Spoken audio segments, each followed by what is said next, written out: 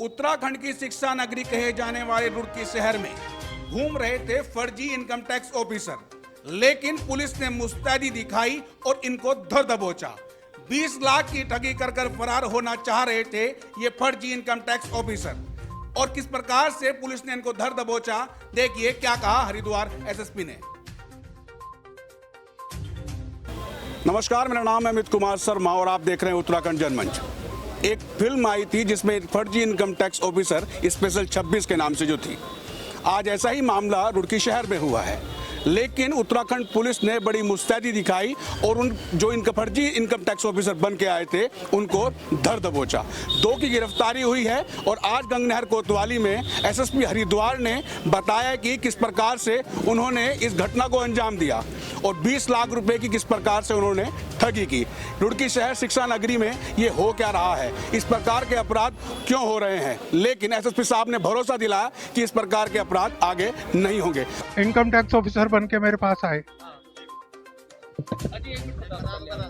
और उन्होंने कहा इनकम टैक्स दिल्ली से अधिकारी है, हम जांच करेंगे पूरी। और वो घर में घुस गए, हमने आई कार्ड और सब कुछ मांगा, वो खुद देने को तैयार नहीं थे, गाली गलौज करने लगे और घर में घुस गए। मेरी मिसेज और मेरी गुड़िया थी और मुझे बंधक बना के उन्होंने बैठा लिया कि तूने कुछ बोला तुझे मारेंगे, तो सर्च करना शुरू कर दिया। और अप्रोक्सीमेट 20 लाख। कितने लोग थे वो 5 लोग थे।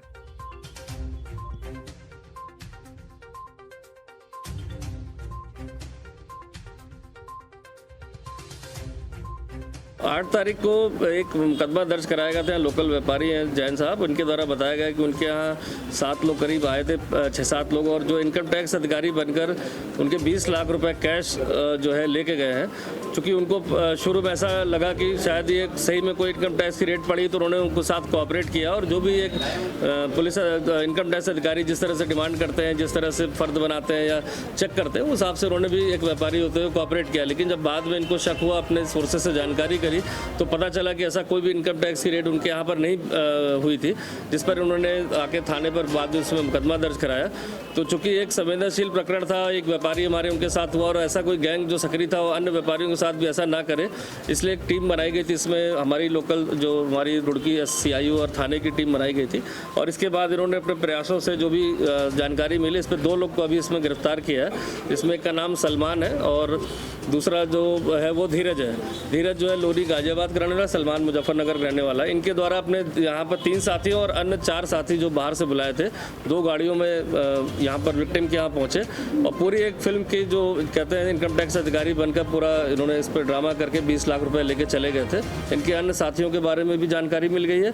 साथ ही साथ जो फर्जी मोहरें और जो कार्ड बनाए गए थे इनके द्वारा वहाँ दिखाने के लिए इनकम टैक्स अधिकारी के रूप में, वो सभी कुछ बरामद हो गए हैं। अभी पूछताछ की जा रही है कि कहीं और जगह ऐसे गैंग की सक्रियता न रही हो और किसी व्यापारी को ना ठगा गया हो, इस संबंध में भी पूछताछ की गई है। सर, इनके अलग तरह का मामला है, पुलिस कैसे पहुंची इन अपराधियों? देखिए, 2 चीज़ें हैं कि थोड़ा डिलेड FIR थी तो थोड़ी दिक्कत आई अगर तुरंत कोई सूचना नहीं आ पाई थी, लेकिन बाद में जो हमारे अड़ोस पड़ोस के लोगों से कुछ जानकारी, उनको भी संदिग्धता महसूस हुई थी, उनसे कुछ जानकारी हमें मिली थी। साथ ही साथ हमने CCTV फुटेज के माध्यम से 2 संदिग्ध गाड़ियों के नंबर भी निकाले थे और फिर तब इसके आधार पर जो हमारी टीमें उनकी तलाश में लगी थी, जिसपे दोनों लोग मिले और उसके बाद पूछताछ में सारी चीज़ें क्लियर हो पाई। सर, कितना कैश बरामद होता है? इसमें 2.5 लाख रुपए कैश बरामद हुआ है और इसमें 1 लाख रुपए का इन्होंने नया अभी एप्पल का मोबाइल भी ले लिया है, तो 3.5 लाख की रिकवरी ऑलमोस्ट ये हुई है। बाकी अन्य अभियुक्तों के पास अलग अलग हिस्से के रूप में शेयर किया हुआ है। नहीं, इससे कोई हथियार नहीं, चुकी है तो एक तरह से डराने के लिए था ही नहीं इनके पास। इनको तो सीधे एक अधिकारी बन के जाना था टीम की तरह से, तो कहीं हथियारों की इसमें कोई ज़रूरत थी नहीं, क्योंकि सिंपल सी जो FIR थी वो यही थी कि एक इनकम टैक्स अधिकारी बन के आए थे। कहीं उस पर कोई बल प्रयोग या कोई डराने की कहीं कोई बात आई भी नहीं थी। देखिए, बुग्गावाला में कल देर रात एक दुखद घटना हुई है। इसमें टांडा हसनगढ़ है गांव है, वहाँ पर जो है शादी समारोह के दौरान एक बच्चे को फायर लगने के कारण उसमें इंजर्ड हुआ था, जिसके बाद उसकी देर रात्रि मृत्यु हो गई थी। क्योंकि ये घटना संवेदनशील थी। 12 साल का ये परमजीत नाम है लड़के का, ये जो है लोकल ही वहाँ पर था, वो भी शादी समारोह में था।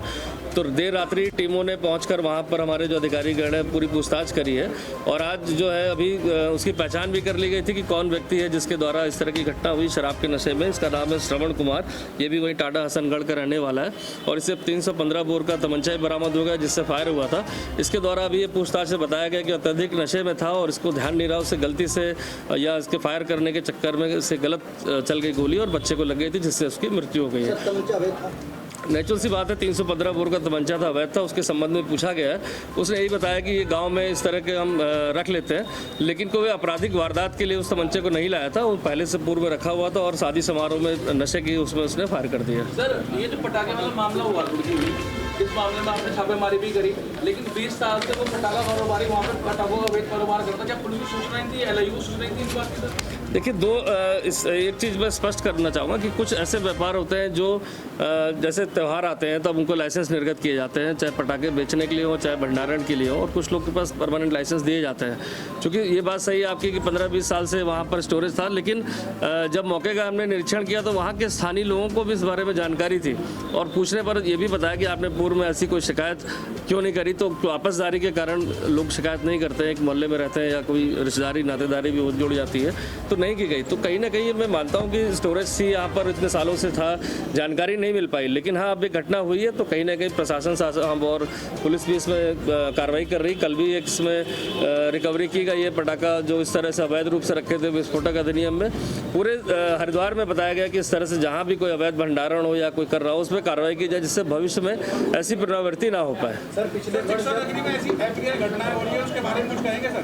किसके क्या पूछ रहे हैं? मतलब ये इसकी आप पूछ रहे हैं जो अभी हुई है?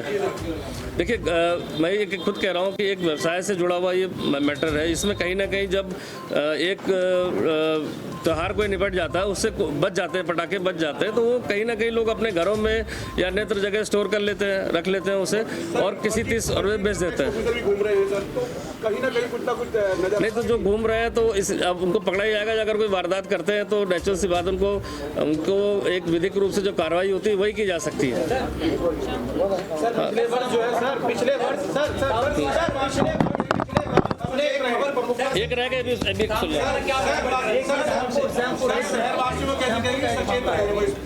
क्या कर रहा है? पिछले वर्ष हमने जो सुदर्शन न्यूज ने जो अवैध फैक्ट्रियां का मुद्दा प्रमुखता से उठाया था जिसके चलते योगी जी की सभा भी निरस्त हुई थी, तो क्या पुलिस प्रशासन इंतजार कर रहा था कितने हफ्ते का? देखिए, आप अगर इस अवैध पटाखा फैक्ट्री या जो ये स्टोरेज था इस संबंध में कह रहे हैं तो मैं इस चीज़ को खुद एक्सेप्ट कर रहा हूँ।